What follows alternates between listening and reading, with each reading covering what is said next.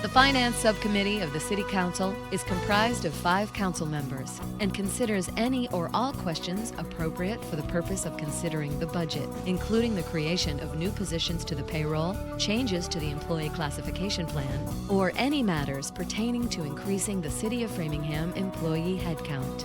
The following City Council Finance Subcommittee meeting coverage is brought to you by the Government Channel, a service of the City of Framingham.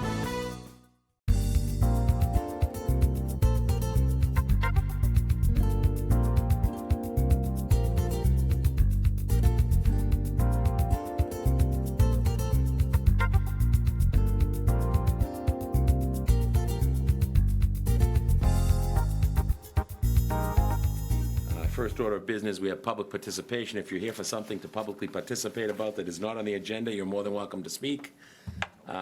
Nobody has signed up, and let me just go to Zoom land and see if, yeah, Mr. Blue.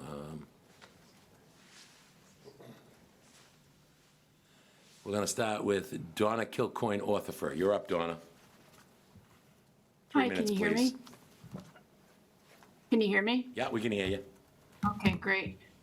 My comment is actually kind of an add-on to the comments I made the other night about the tax relief program, and for this committee to kind of drill down and find out how many of our taxpayers are currently on the margins, and what the reach out will be for them towards some of the tax relief programs that might be available to them. I think that we need to be a little bit more proactive in that realm if we're going to keep going up on the tax rate. And so I know I spoke about wanting to know what those numbers were, but I think as a committee, it's kind of your obligation to figure out where we are as far as our citizens and how many of them are at risk during this increased taxes. So thank you very much. Thank you very much, Donna. Next speaker, Mr. Bloomfield. 3 minutes, sir. Yes, can you hear me, Mr. Chairman? Loud and clear, Mr. Bloomfield, yes. Okay, look at, I just kind of get on this just a little while ago, and I'm looking at your agenda, and it's very aggressive in terms of what you want to do and how you want to do it, but it's not going to be easy. So I'm not going to be speaking about different projects, but simply an outlook. If you can see 5 years out that things would be fairly consistent and balanced, then you could use linear regression analysis and be right on each year where things are heading. You'd be able to go like a straight line. But unfortunately, things are kind of helter-skelter. So you're going to have to kind of improvise, and that's going to be a challenge for you folks, given the time frame that you have. You have to get the information collected in all the segments that I've mentioned and the categories that I've mentioned, and pull them together. So, for instance, you might want to look at all major building activities for all the buildings that we have in the city that are planned to be built, that are currently under construction, that need major renovation, all those major cost situations, and the category is city and school buildings. Mr. Bloomfield, but you're talking about the budget, and that's on the agenda. So do you have comments that I'll call on you during the budget, but we're here for the budget, so your comments should be coming when we're talking about the budget items. I'm not talking about the budget items in the true sense. All I'm saying is you need to get categories. In a roundabout way then, all right? Is that what we're doing? Yeah, well, no, you have to get them in categories so you can make sure you've got them all. Sometimes things fall through the cracks, and you need to make sure you got them all and you understand what year they're coming up over the next 5 years. If you're just going to look at a one-year situation, then you're not nearly going to have the essence of where things are headed for the city and how we're going to handle it and how much revenue we need each year to deal with the expenses that are going to be created by all these projects that we want to do or are committed to do. If we don't have the revenue, we can't do them. And we'd like to know what we'd have to do for revenue to match our ambitious budget increases. That's all. That's all I'm saying. Okay. And I wish you well with it. Thank you very much. 2.5 minutes. I appreciate that. Thank you. Thank you. Yep. There are no other hands up. There's nobody else in the room for public participation. First order of business. Mr. Mayor, you want your personal privilege? Yes, thank you. As I started to say earlier, very important person reminded me that I was supposed to introduce our new CFO at the council meeting the other night, and I neglected to do that, so I'm going to take the opportunity to introduce him tonight, at least to the Finance Committee and to everybody else in the room and on TV. And I want to introduce Brian Turbot, our new CFO. He's been here about a week. Seems like he's been here forever, the way he's fit right in and jumped right into all the work that's ahead of us and we're working on. So I want to introduce Brian. As you know, Brian is a former CFO from Nantucket, and he misses the water, of course. He's got a couple ponds around here, but he misses the ocean, but he'll get over it. So. Saxonville Beach is the Nantucket of Well, Lake Metro Washaker, West. we'll find you a good spot. Welcome. Yep, thank you, welcome. You want to say a few words? Absolutely. Thank you, Mr. Chair. I'm excited and happy to be here, and I look forward to working with the administration and the council and advancing the priorities that you both have for the city. So, thank you. We're excited and thankful you're here, so it goes both ways, so thank you. Okay, I'll open it up to the council. Anybody? Mr. King, or I'll start, you can go first. Councilor King. Well, what's our plan? I mean, Well, I think we're gonna tackle, we're gonna, like, it's a reality check 101, to be honest. I would think, the mayor presented his budget the other night. First time I've seen something like that in a while. It was rejected 9-1. There were only 10 people present at the time. You know, at one of these meetings way back when, Councilor Stefanini gave us some notes to look at.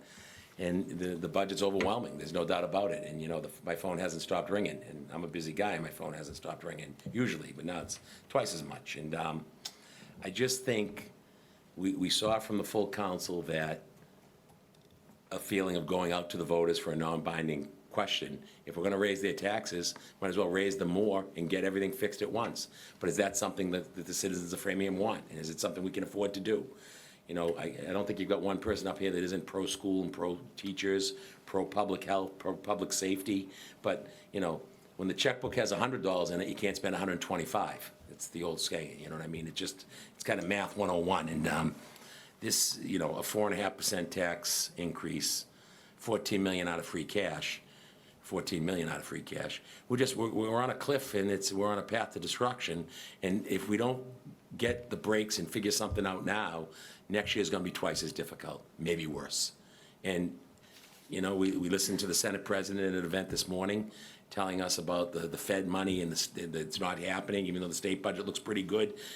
Massachusetts surely isn't on the top of the list in Washington, D.C., as we all know. So we're fighting a lot of battles, and we've got to figure this out. And I'd like to see us figure it out and maybe not have to go out, and do a quick, an election and, have the city clerk have to go through all that. But as it looks right now, I truly believe that's the way the city council's leading. We can all know how to count, and you don't need a calculator to count to 6. So I'll leave it at that. Councilor King. well, I guess we made these comments somewhat the other night, so I don't want to be repetitive either, but I think it was well stated. I think the budget as it was delivered, which I appreciate the efforts that it took to get there and some of the decisions that had to be made, is not something will be supported by the city council. I think that everybody does agree that it's not, a lot of times I keep hearing, and mainly it's from school people because their budget has been more of a specific focus over the last 3 months than the town budget in public forums at least, that we should just appropriate the additional money. But I think that misses the issue that at least the additional money really isn't there. Can you make it be there through going further up in the tax rate? You can, but if we're going to do that, I think we should do it in a way that the law envisions when you are against the limit. I understand we're not against the limit. I understand we can do it. I don't think we should do it without input from the public if we're going to go up that much. And if we're going to go up that much, we might as well do the whole thing like other cities and towns have done, like I said. And if we don't want to do that, then I think we should find a way to spend less money and try to work it out as we go forward. So And I think what we did the other night was not trying to be difficult in any way. I think it was trying to be cooperative, to be honest with you, because I think if the budget is going to be reduced, it has to be reduced, that the budget should be reduced by the administration, because they're in a better position to reduce it. I know when we were a younger city council in our first 3 or 4 years, we did reduce the budget quite a bit on our own, and it worked to some extent, and we made the reductions, but I don't really think it's policy and procedure-wise the best way to go. So that's the reason why I supported setting it back. So I don't know if the administration has any thoughts that they could offer that tells us we're in the right direction, or if they want to tell us something that we're not in the right direction, and they want us to cut the budget. I can't imagine they do, but I just think it was clear that the budget, as it stands right now, at 4.5% and $14 million in free cash, isn't going to pass. It wouldn't be a smart thing to pass, in my opinion, because it puts us in a very precarious fiscal position going forward. So, I mean, I'm not usually at a loss for words or a loss for thoughts when it comes to financial situations, but I really don't know how, I really don't have a preconceived notion as to how we're going to get from here to there. I just know that from what I've heard from people and what I've seen, I just don't think it's going to pass as it currently exists. So we have to decide how we're going to go about it. We're going to spend less money. We're going to find more money. We could do that. But I think if we're really going to look for more money from the taxpayers, I think we should go, like I said the other night, we should go for all or most of it. But I think if we do that, we have to let them participate too. Even though legally we don't, I think morally and ethically we do. Thank you. Councilor Stefanini. Mr. Mayor, did you want to speak or? I can do whatever you want me to do. I can speak now. The rest of you can speak, and then I can respond. But we're willing to accept the fact that you don't like what we submitted, and you're not going to approve what we submitted. And we're willing to go back and try to figure out a better plan. It may require a reduction in certain services. May require further reduction in the school budget. We're a little bit encouraged by the recent vote of the House and Senate. It looks like we may be getting some additional state aid that we didn't count for in our initial revenue projections. So we may get a little bit of relief there with the final state budget if some of these numbers hold up through conference committee and the governor signs off on it. That would help a little bit. And, we've been kicking around almost on every hour of the day other ways of looking at cutting services and without major impacts and what we can do. And I'm willing to take the budget back from you and continue to work on it and try to come up with a better budget that you can live with. And we'll do it as soon as we can. Follow up, Mr. Stefanini. Thank you, Mr. Chairman. Thank you, Mr. Mayor, for your comments, and I'd like to build on what Mr. King said. I think there's a financial and programmatic component of this conversation, but I think there's also a political community conversation piece of this as we look at where we go. The council a few weeks ago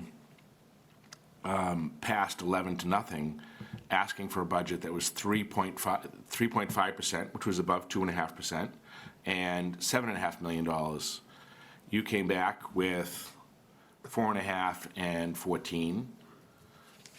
I would suggest, and it's obviously up to the committee and yourself, but I would suggest we try to split the difference for the moment, for the purposes of a budget. Maybe $10 million out of free cash, which is more than I'd like to see, but it gets us moving, and maybe 4% on that. And with that, combined with another $1 million in revenue, as you recited from the House and Senate and Governor, we're looking at about a 2% cut, more or less, to the 6 major budgets. Not to say the other budgets are immune to that, but it's more difficult to get funding out of those things without having a disruption in where we go. I personally believe, from a process standpoint, I think we need to go through that exercise to educate people as to where we are and why we're there. And when we get to that point, if there is something that we collectively believe is not included, then we have to come back to you and say, could you amend your budget and could you add something to this? But I think part of the exercise in my mind of going with 3.5 and 7.5, I didn't think that was ever necessarily going to be where we ended up. But I thought it was a good exercise for us to go through to have a conversation, because I believe what Mr. King said is very important. Whether we need an override or not, if we turn around and increase taxes this year, which was what we're suggesting, by 11%, that's 4.5% plus $14 million, assuming that's not a reoccurring cost and everything else, we would immediately lose confidence in the community, and every single decision and every dollar we spend would be subject to incredible scrutiny. We're already seeing comparisons between capital projects and operating expenses. And everybody in this room knows those are apples and oranges. They're completely different things, but they become part of the conversation. I think we have to demonstrate that we are good fiduciaries for the taxpayers' dollars. And I think we need to see, what does that look like? And I will just offer from my own observation. I mean, we listened to the Senate President this morning. You were talking about that. She's talking about, I don't want to get too mundane, but there's something called a Medicaid waiver, which allows for our universal health care in Massachusetts. It gets us about $5 billion a year from the federal government. When that money is taken out of the $60 billion state budget, it has to get absorbed, and guess where the big accounts are? Local aid, Chapter 70. So it's coming. And so to think for a moment that this is a single-year decision is for us to really look at this in a failed way. The other thing that I think we need to understand, we asked for you to look at 4 questions. To me, the first question, what are the projected CBA and other personnel costs for the last 3 years? I was on involuntary sabbatical for the last couple of years, so I missed some of the collective bargaining agreements. But looking at the line items, the same number of personnel, there's a dramatic increase.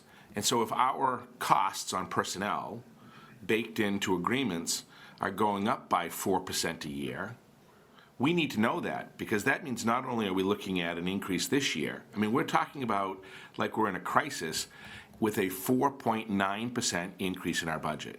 I want everybody to stop and think about that. The average in the state is 2.9. The average in Framingham, 2.5%, 3% is a pretty good year. We're struggling with and looking at that budget.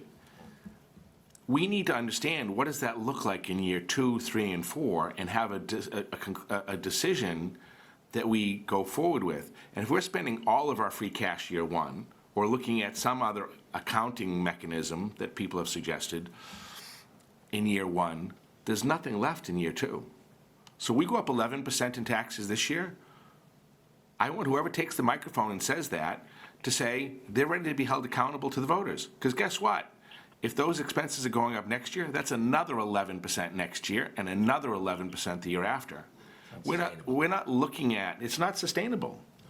And so from my perspective, Mr. Mayor, I think number one, we need to have a perspective on a multi-year. What does it look like? I think, to Mr. King's point, I think we need a comprehensive solution. And if that means more money year 1, it means more money year 1. And I, for one, would rather see us look at a real estate tax solution year 1 than free cash or something that may or may not exist in year 2. Number 3, I think we need a greater level of awareness of the components. At least I don't feel like I have that in terms of the personnel costs. And so my suggestion is pick a number in the middle and ask your department heads and the school department, what does that mean? And I think we have to have a realistic conversation about that. And it has to be real. Because if we're talking about taxpayers having a dramatic increase in their taxes, and that taxpayer sees a school with empty classrooms, or somebody who isn't working a full schedule, or something else in our system, that undermines the very credibility and foundation of our government and our ability to do all the other important things that are important to us. So that's my suggestion. And I know you're sort of struggling to figure that out. I think we need something from you as quickly as possible that gets us something that we can start to work with and analyze and get community input as to what that level of pain is. I mean, I don't know what my colleagues think, but I think we could do that ourselves, but we don't have the staff and the ability to do that with that level of focus. Which is why I think referring back is the appropriate mechanism, rather than going through a long process and having 6 people vote against it at the end and there's no time to do anything. And we're left with absolute chaos. I mean, I don't know where my colleagues think we should go from here, or Mr. Mayor, if you've got thoughts, but I think finding something between 3.5 and 7.5, and 14 and 4.5, and figuring out how we get a number, and then seeing what that means. What does that number mean to our schools? What does it mean to our police and our fire and our public works and everyone else? And after we go through that process and we thrash it out, I think we're in a position to come back to you and say, we think you need to add something to this. Or we're okay with where we're at. But to be clear to everybody else, we're not looking at a solution that doesn't have a significant increase in costs to the city, to taxpayers. The question is whether or not that significant increase is sustainable over multiple years. And I would just add this one last thing. We are very fortunate to have a seasoned mayor, and 5 of our 6 largest departments have very seasoned leaders who've been managing and working through for a period of time. I feel pretty comfortable we're going to get some good information and we're going to be able to look at it. And anybody who has been in public service who tells me some manager doesn't know a more efficient way to deal with some of the things in their department, well, maybe they're just being a little polite. And we have to figure out how we take on some more risk. So we have, the special ed circuit breaker. We've been lucky to minimize our risk over the last few years by keeping that number at a pretty good number. Maybe we need to take on a little more risk this year on that. We looked at, Anthony looked at it for us, reoccurring free cash contribution. What do we call them, returns? Returns. And it was about $8 million a year. And it came out of various departments, and it was a level of consistency on it over 3 years. The problem was it was about job vacancies, and they were everywhere. Do we look at ideas like taking some portion of that $8 million and putting it into a salary reserve that can deal with it? Understanding we don't know which position is going to be vacant, but statistically we get a pretty good idea in our workforce that someone in public works or police or fire or somewhere else is going to have a vacancy for a period of time. I don't know. What do other people think? Councilor Cannon, you're next, sir. Thank you, and since if the mayor wanted to comment, I'll gladly defer. Okay. Thank you, Mr. Chairman. I concur with everything that's been said, other than I don't like the idea of splitting the difference. My concern was, it was pretty clear, and I thought the numbers that were thrown out at that previous meeting were too high, at least for me. But I was stunned that the administration, the acting CFO at the time, chose to come back with a budget that didn't address that at all. It was like we met for nothing, for no reason. So I appreciate the fact that the mayor has come here to say we'll go back to the drawing board. And my understanding is the COO has canceled his vacation for next week, which I think is wise to do considering the severity of the issue. Am I correct in that?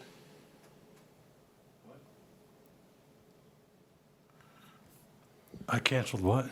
A vacation that you had planned next week because of the severity of the No, budget. I have plans to go away. You're on vacation next week? Yes. Okay.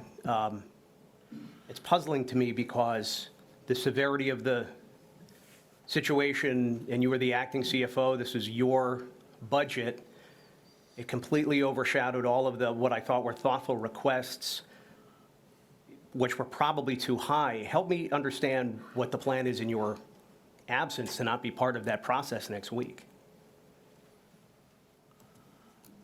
I will be available, but I will not be in Framingham.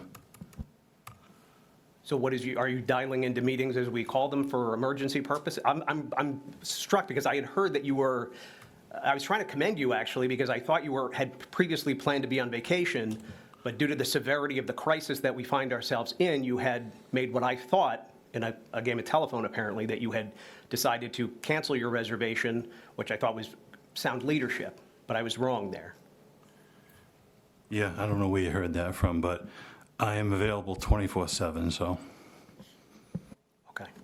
Well, that's encouraging. I think that number, I would like to see what the council had even informed, or the subcommittee had informally asked for what those numbers look like. I think we can probably keep this meeting brief tonight, because I agree that we should not be the ones saying do this, and do this, because we don't run the enterprise. You know all of those details. I'm delighted that the former acting COO, still the chief operating officer of the organization, is committing his availability 24/7. I'm hopeful that that won't be necessary. But there are a lot of good ideas that have been shared by the community, by elected officials, by other community leaders, that, you know, we seem to be paying the price now, at least on paper, for not heeding. So a lot of this is preventable. You know, this is a budget that does the same thing that it did the better part of a decade ago, for about $100 million more than the Spicer administration in some years was able to do. And there, you know, it's a bit of an unfair comparison, but I'm not throwing back, you know, comparisons to what it cost in the 70s. This is a handful of years ago. So, and when questions had been asked over the years of the COO, then the acting CFO, about are we planning for these certain increases, there was some level of admonishment that came back to the council, almost like, you know, how dare you question this? Maybe I'm being too sensitive there, but I'm encouraged that you're going to go back. I don't know what do you have any immediate thoughts that you'd like to share there, or were your thoughts, Mr. Mayor, or anybody that wants to contribute, to heed the numbers that I still think were too high, but that Councilor Stefanini had referred to? Like, what's your goalpost? Like I said, we're going to go back and do what we can and try to come in somewhere that the council can accept and is not too drastic on the effect on the citizens on the level of service we provide them. And at some point, we're going to have to make some hard decisions. I don't have anything left to offer you tonight. We're going to go back and start right away and work on this budget problem. When is it wise for us to convene again? I mean, I'm sure the council, I don't want to speak for anybody, but I'm sure everybody is eager to be as available as we need to be, 24/7, like the COO probably.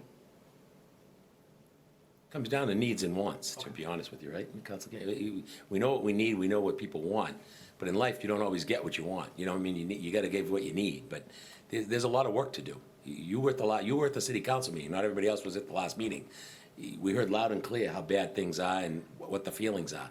And there's people that aren't here tonight that aren't on this committee that they don't want to go over a certain number. And we're already over that number, even what we're talking about tonight. Listen, I've attended all the school committee meetings where the budget was discussed in all the public participation, and I heard from the principals, every principal of every school, how they reacted to the proposed cuts. So I've heard people's pain, and I've heard their comments. So I'm not immune to that, too. I live in this city. I pay taxes in this city. So I understand that. But I wasn't saying it about, I was making a general comment. That's why we're here tonight, because some of us might feel bad what you're going through, okay? But you're the boss. You're the mayor of the city of Framingham, okay? And you have a lot of support on this end of the table, I might add. But it's overwhelming. And we've heard the pain. I watch them. My wife thinks I'm nuts. I watch them on TV, okay? I watch the school committee, and I thank God she's not on the school committee anymore, okay? I'll be honest with you, because there's one less thing I have to worry about in my house and getting into a debate about. But it's a tough time. But everybody wants and wants, but nobody wants to give or give. And I'm not talking about you. We want to go back to the headlines. City council cut school budget by $8 million.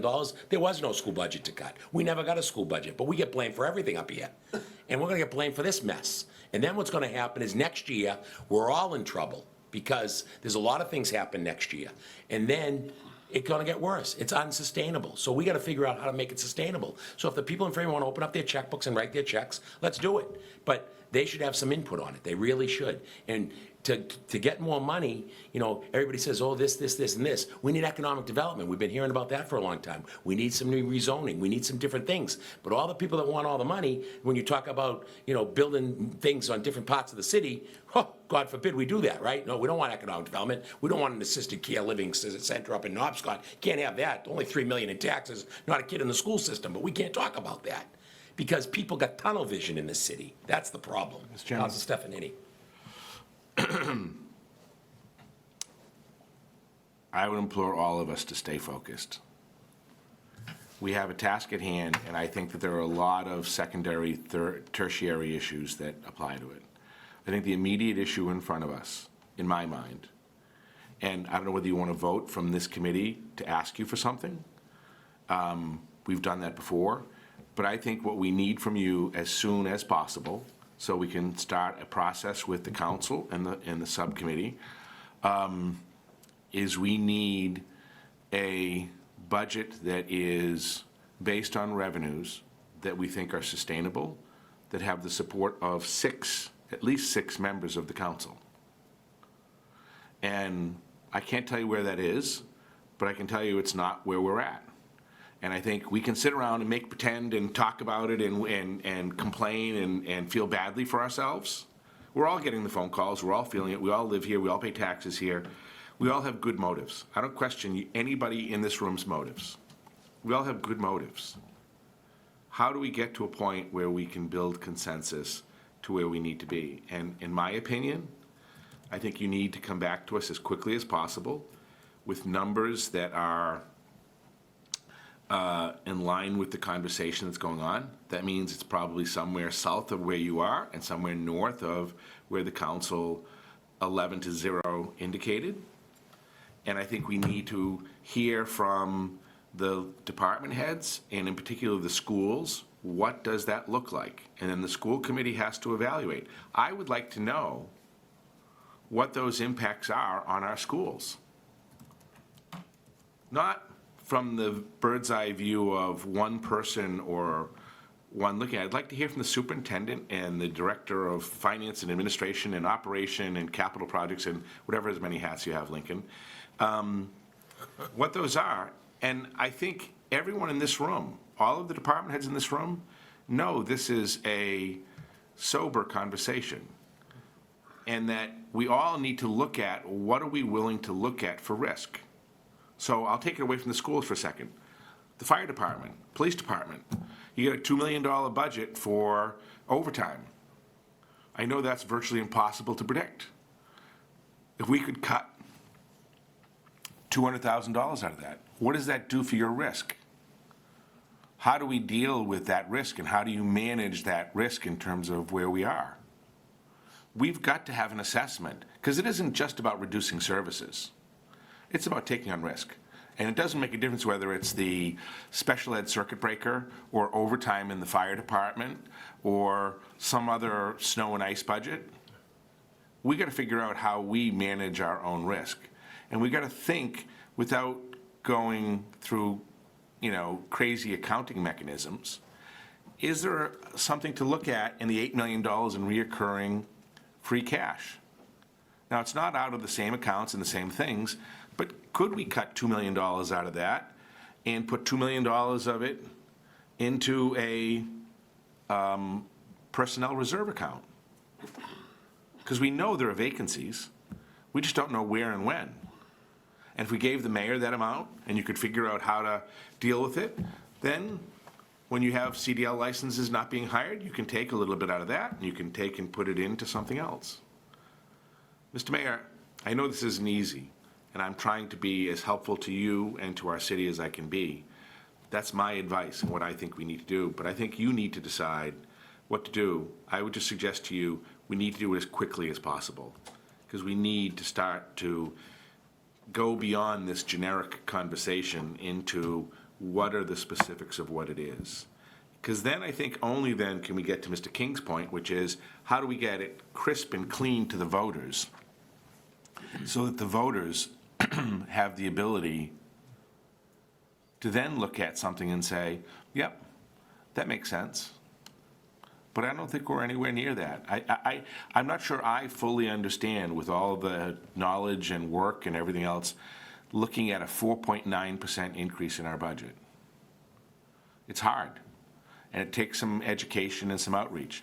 And I would say to you, Mr. CFO, welcome, but I think one of the things you need to spend a little bit of time with, and I know you've got a lot on your plate, is thinking about how you get your information out. I saw what you did in Nantucket, and you did a good job with that. We don't do a great job with that. And I think we need to think about how we communicate with people in this room and outside this room who want to know the answers, how we provide them with information that has clarity. So, Mr. Mayor, my question, I guess, is simple. How do you suggest we proceed from here as expeditiously as possible? Just give me some time, and we'll come back to you. If you want me to keep coming back to each one of your meetings and give you blow by blow of how we're getting there and what we're doing, I'll be willing to do that, instead of waiting and come with a complete package again. I want to work with you. I know. And I want your input. I don't want to just drop something on. That's why I volunteered to give you a preliminary view of the budget situation a month and a half ago. And that's why I started talking to you back in the fall about what your priorities might be, because we're getting ready to start preparing the budget. And I didn't want to do it in a vacuum. I wanted to be partner with you to get your input along the way. And I've tried to do that.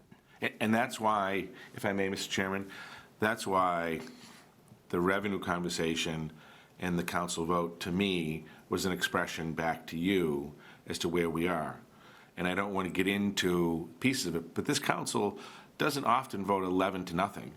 And that vote included several significant things. Significant use of free cash, which a lot of people in this group don't agree with. It included using excess levy capacity, which not everybody agrees with.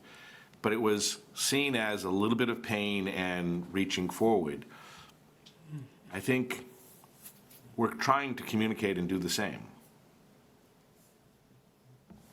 Thanks. Council King. So I agree that we should probably let the mayor work for a while, more, longer, whatever. He's been working for plenty of time. I do think it's important to point out that the idea of sending it back to you is because of the things you just stated, that you have cooperated with us. I think it was very helpful to see the preview, so to speak, 45 days ago, whatever that was, 30 days ago. And obviously, we have that level of trust and belief. Otherwise, I think in a different administration, this would be a very different meeting here tonight.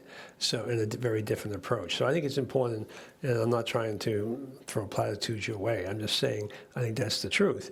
And I think, though there's some differences, I think that's what drives this, and I think that's what's important. And I think it's a better way to do things. And I think, the way the thing was the other night, it was pretty much just a statement that we're not going to go to 14 million and 4.5%. It wasn't, it wasn't throwing it back at you. It was kind of handing it back to you, saying, this is, we're not willing to go here. Can we do something else? And I think that's important, and I hope we can come to a solution that way. It's also important to understand that we're not in a situation that's that unique. You look around, every city in town is facing that situation. It's very, very common. Well-run, well-managed cities and towns are coming up well short with their revenue versus their budget. And there's lots of reasons for it. The biggest reason, I think, is because money has been so plentiful, and most places didn't look much further than the money they had, and didn't think about the future, which is an occupational hazard, I think, of municipal budgeting. And and as municipal finances always do, they slow down at some point, and they slow down. The difference we have here is that we have options that other cities and towns who are facing this don't. Those cities and towns really only have one option, many of them.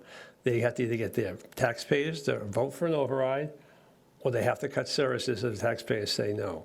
We have a lot of free cash to our credit, but somewhat to our detriment, and we have excess capacity, very much to our credit. And the fact that the law allows the legislative body to spend the excess capacity with just a majority vote, and almost not even the legislative body, is complicated, but it's almost the administration to spend that without any other actions. I think it's unfortunate because it makes it look like we have it doesn't make it look like we do have an option that nobody else has, but I think it's one that we should not easily take. So I am in favor of seeing what you can come up with. Obviously, I don't think anybody has to keep saying it has to be fast. Of course it has to be fast. It's May 6th. So I don't know what it is. May 6th, May 6th, the 7th, whatever it is. It has to be fast. So I think we need to do two things. Find something that probably no one is going to like, but we can at least live with for this year. And we always say this, but I really think we're in a place where we have to really do it, and we have to look forward. Because I don't think the next couple of years are going to be that good for lots of different reasons. I would be very surprised if this is the worst year, at least for us, because I think our status is going to be a little bit worse next year. In other words, our free cash is going to be less available. I don't see how it can't be less available. I don't know anything, but I don't see how it can't be. And it's not sustainable to keep raising taxes 4.5%, 5% a year. If we do that, we're going to look like a town or a city that we're not. And we're going to have very, very high tax bills, and that's going to hurt people, and it's going to, and make it difficult. One thing I think we do have to look at, and it's been mentioned a couple of times, but what are our, I don't want the answer tonight, but I'd like to hear about this. What are our collective bargaining situations after FY27? How many different unions are we committed to? Because obviously the money we're talking about tonight is to fund the FY27 budget, collective bargaining agreements in the budgets. But after that, that's an area that we're going to have to look at. No one likes to hear it. I see there people in the room who definitely don't like to hear it. But I mean, in the past, that is how, I think we have been fairly and reasonably generous, and I think in a good way. I don't mean that critically. I think for almost every, I think I voted for every collective bargaining contract that you brought forward over the last few years, and I did that because I think it was right to make the adjustments, and we could make some adjustments. We made a lot of adjustments at a time that we had the ability to do that. But it may not be in FY28 and 29 when we can do that. And we all have to think about how much that impacts, because that's what impacts this budget the most, our cost of personnel. We're a human resources business by definition. I mean, so many of our expenses relate directly to human resources. That's what we do. We serve people. So we have to control that cost. If we can't control that cost, we're not going to be successful in controlling that cost overall. So I think that's an opportunity looking forward beyond this year to maybe control the cost. And, I'll go back in the way back time machine, but, back in the early 2000s when we had problems, we did two things. And it feels so similar to me. It was a little different because the problems were a little different, but it really feels similar to me. But we did two things, and Mr. Mayor, you were there. You know it. I don't know if anybody else here was there at the time, but Mr. Stephanie was. You were probably around too, Phil, right? The old guys. But we passed an override. For about, if I recall, $6 or $7 million, which was a lot of money in 2002. And 1 year, I think it was 2004, I'm not sure, all our collective bargaining unions took 1-year contracts with 0% for that year voluntarily before the fiscal year started. And I give the unions credit at that time. I think it was led at the time. I can't speak for the schools. I don't remember what happened there, but I'm talking on the municipal side. And I remember it was the chairman at the time of the fire union was very cooperative and kind of led the parade and allowed us to get 0% contract in place for 1 year, which everybody realized was ultimately. It wasn't fun for people's paychecks, obviously, but it was a stabilizing situation to make sure everybody kept having paychecks. Things were that bad. So those are the opportunities we have to look at again for probably the first time in 2 decades as we go down over the next couple of years. We've got to solve this year in a way, in my opinion, that not everybody's going to like, but ultimately maybe we can live with it. But we really have to do what we always say we're going to do, but tend to fall short, and really look at it going forward. And because if we don't, it's going to be a disaster, in my opinion, going forward. Mr. Chairman? Mr. Stephanie. I'm sorry, Mr. Cannon has. I'm sorry. I just wanted to, I think we've sort of thrashed that through, I wanted to just broaden the conversation in two areas. We talked a little bit about sort of making sure we have some long-range data. I think that's really important. I also think that, I think it was Tom Menino who said, don't ever let a crisis go to waste. We've got an opportunity to use this opportunity to look at some of the bold actions that are potentially in front of us that maybe in a normal circumstance we wouldn't look at. I, for one, would love to see us look at consolidating facilities. And there are some other areas within our budget I know we talk about consolidating. I think that if there's a time and a place to look at administrative savings and how we can do things more efficiently, I think this is a time and a place for us to do that. Even if it's not huge savings, it's moving us in a direction where efficiency is first and foremost. And second, I think we need to make sure, Mr. CFO, that there are no surprises. And I'm talking in particular about the $1 million in unreimbursed ARPA funds.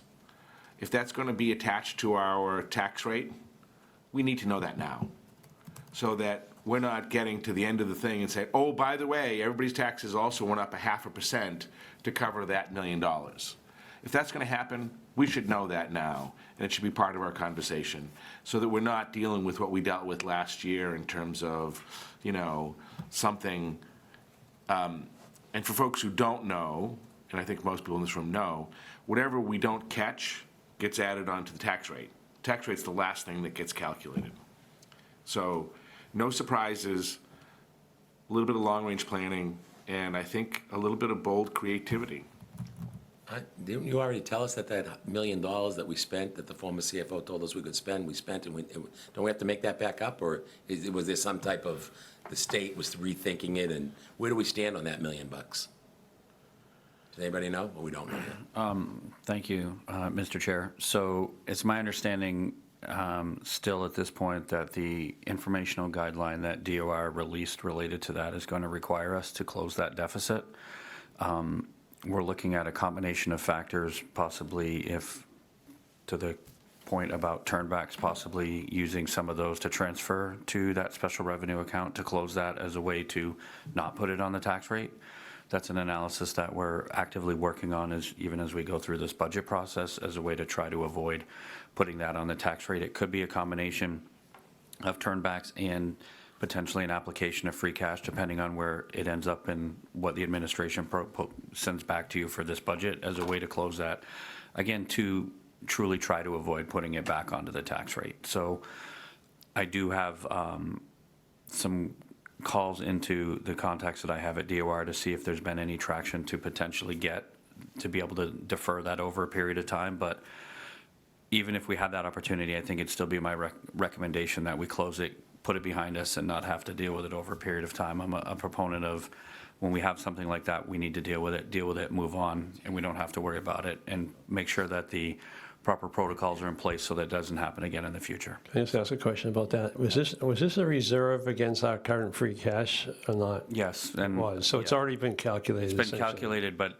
at a certain point, DOR will only allow you to carry those against free cash, and then ultimately you have to close them at some point, so and we're at that point. But in essence, the way free cash was calculated, it's essentially like we paid it out of free cash. Correct. Thank you.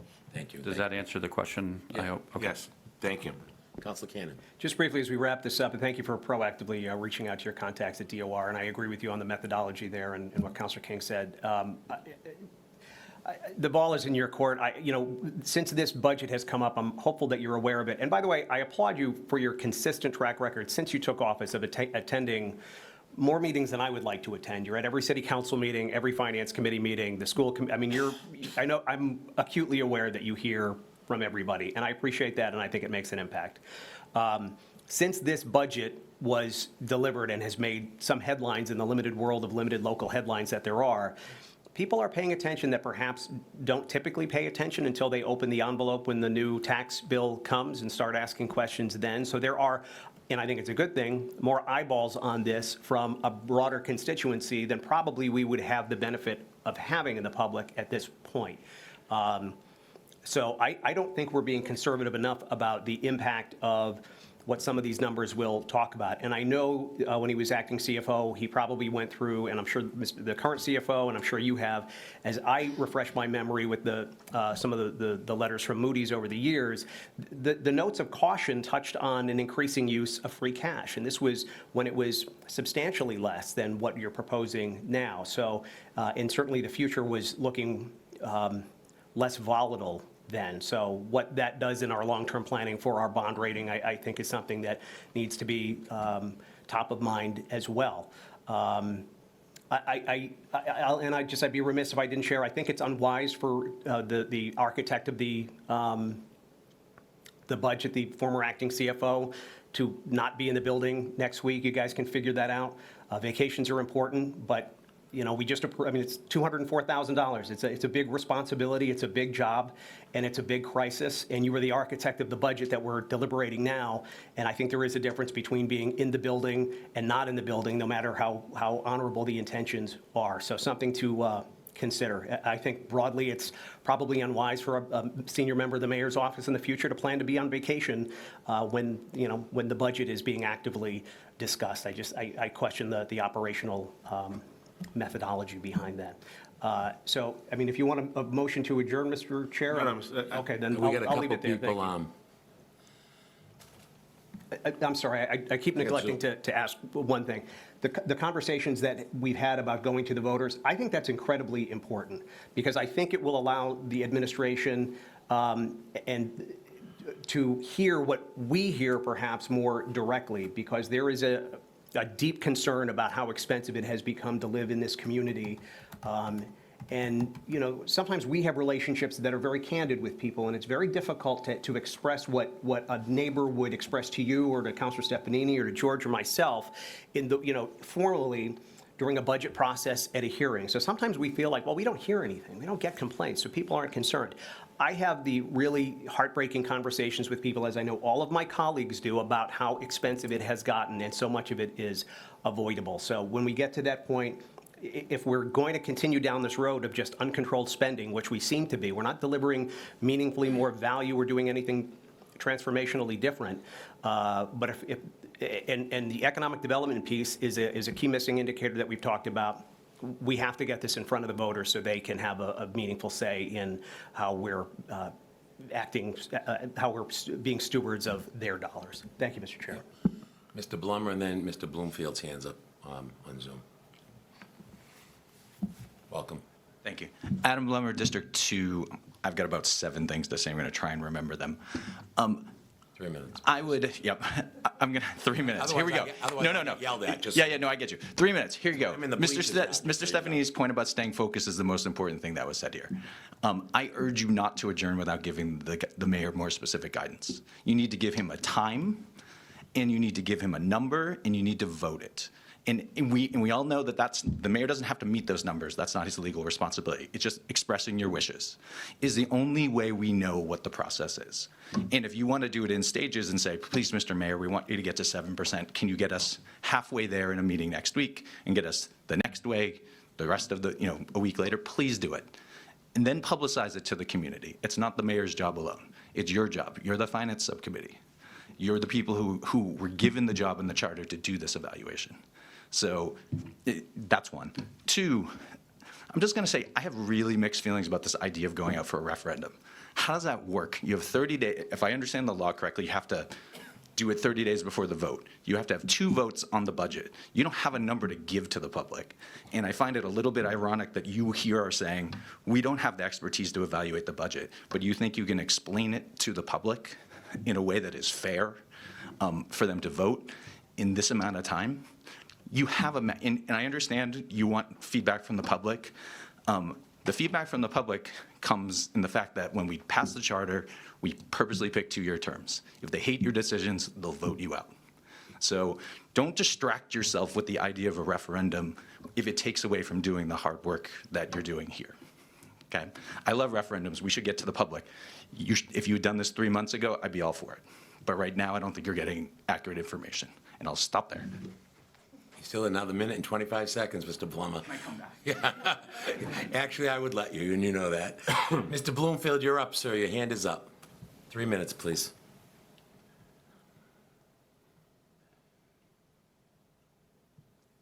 Mr. Chairman, can you hear me? Can hear you now, Jerry. Yep. Okay. Real numbers for real problems. First priority of all of you folks there is to keep the tax at 2.5% as a custom. That's not gonna.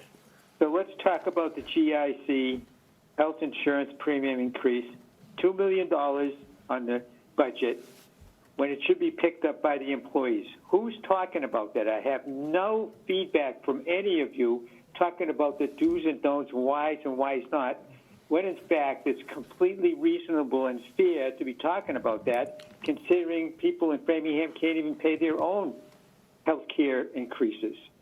And we've been very generous with the employees in every way possible.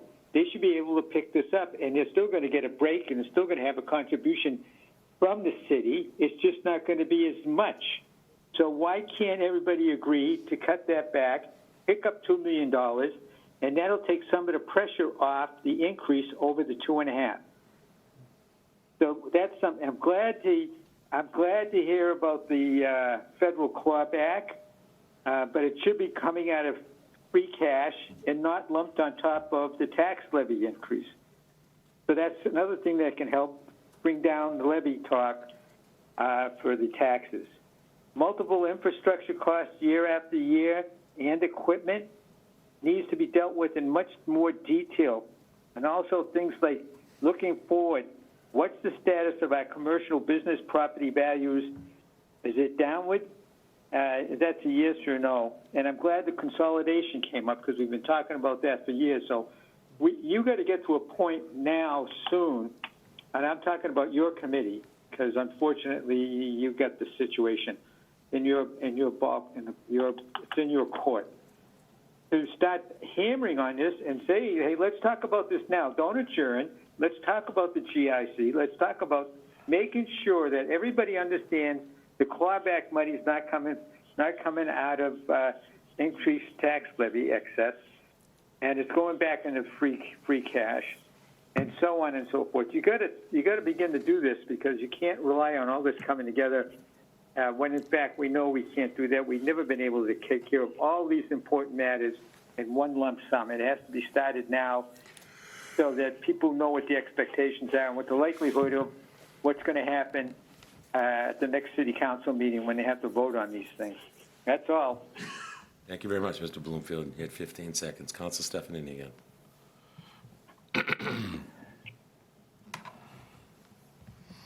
I think Mr. Blummer raised two valid points. I won't discuss the second one because I think it speaks for itself in terms of its restrictions. But I think the sentiment is that we need to withstand the test of being able to meet that standard.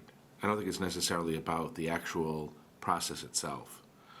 I don't know, Mr. Mayor, whether it is helpful to you, and I have a simple question. Do you want a date from us? Do you want a number from us? Or do you want to leave this conversation so that we're open-ended?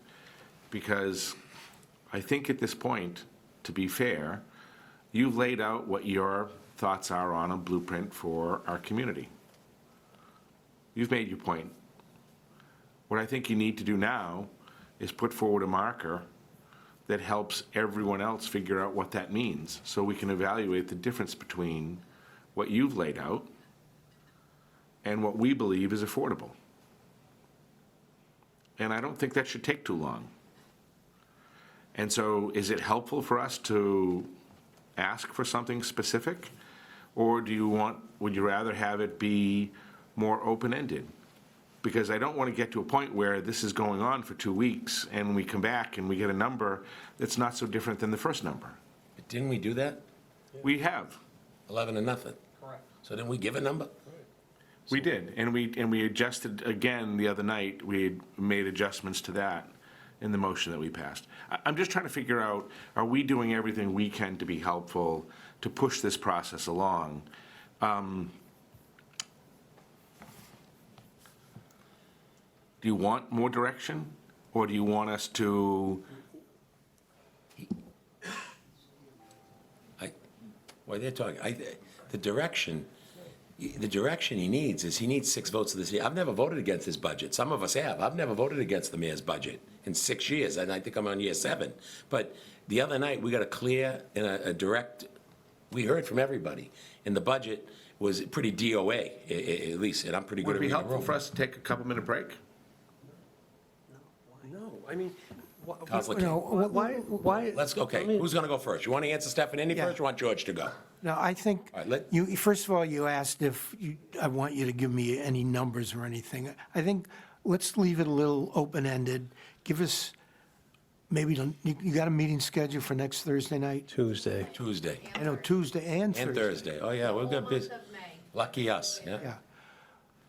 Give us till What did- next what did you say- Thursday What to did you say come about May? back. Not May 20, not May 21st. And we'll give you a progress report on how we're doing. Not having to meet May We're- 21st. You know, I haven't really talked a long about time our ago. ideas about reorganization and some of the ideas we have about saving some money through more efficient operations. I know we've talked about it in a very general sense, but we actually have started to put together specific thoughts about reorganization of different departments.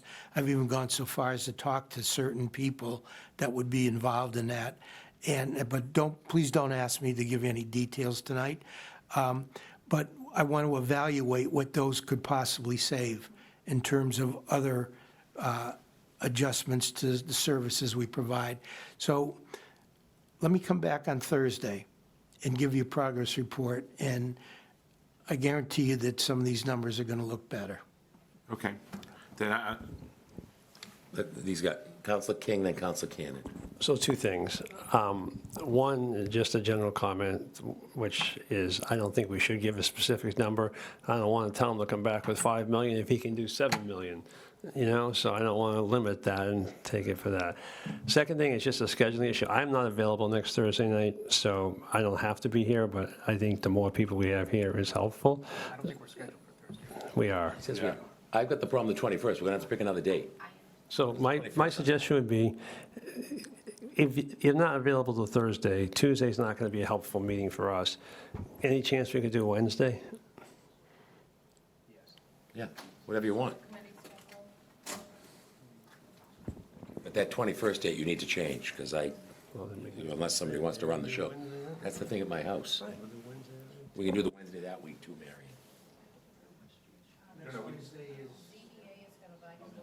You can move the ZBA. I got moved plenty of nights. Don't get moved. We can move anybody. Well, yeah. Part of the problem is, if we have to send it to you well in advance so it gets published all over the world, that doesn't give us much time. I don't think that's critical. I don't think it's critical. Open meeting law says we have to publish the topic. Okay, so we'll do Wednesday. Let's do, and then the next week, we have to do Wednesday Yeah, also. we'll do Wednesday again. All right. 5 PM? 5 to 7, Yeah. just because that week I have a conflict, and I think many other people do also. That'd be good. Okay. So Marion, can we do that? And then just make sure Counselor Malik knows, because she had a problem tonight, but she might be upset. But majority, the 4 of us are okay on Wednesdays, right? The next 2 weeks, you're okay, Mr. Mayor, with Wednesdays? Yes. So Because if we pass on Tuesday next week, there's no The reason. 13th Right. and the 20th? So no 12 and 14. Yeah, just go with Well, the 21st is no 21. The date I've got a problem with is May 21st. But no 14 would mean the 13th, and no 12 is no Right. reason to meet. Then we'll go to the 12th. Right, but we should probably plan on meeting the 19th and the 20th. Well, the city council meets on the 19th. Right, so we can meet before it. Yeah, I guess. It depends on whether we get a budget. Well, we can make a decision that next Wednesday night. We can, when we get there. Yep, that's fine. But for the time being, those 2 Thursday meetings that you have scheduled, move them to Wednesdays, please. Don't let the perfect be, the enemy of the good here, as they say. Counselor Cannon. Just to clarify, we're not meeting Tuesday.